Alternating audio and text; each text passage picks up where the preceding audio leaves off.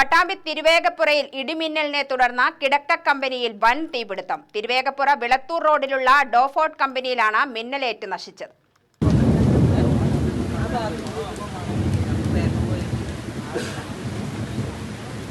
ഞായറാഴ്ച വൈകിട്ട് 7:30 സംഭവം. ശക്തമായ മഴയും മിന്നലുമുള്ള സമയത്താണ് മിന്നലിനെ തുടർന്ന് കമ്പനിയിൽ തീ ആളിപ്പടർന്നത്.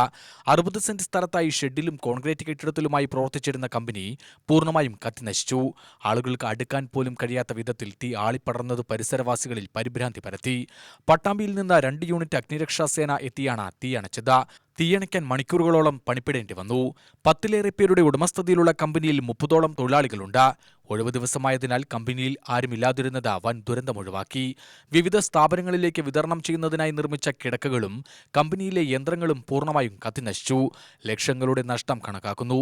വിവരമറിഞ്ഞ കൊപ്പം പോലീസും ജനപ്രതിനിധികളും നാട്ടുകാരും ഉൾപ്പെടെ ഒട്ടേറെ പേർ രക്ഷാപ്രവർത്തനത്തിനെത്തി. UTV news, Palakkad.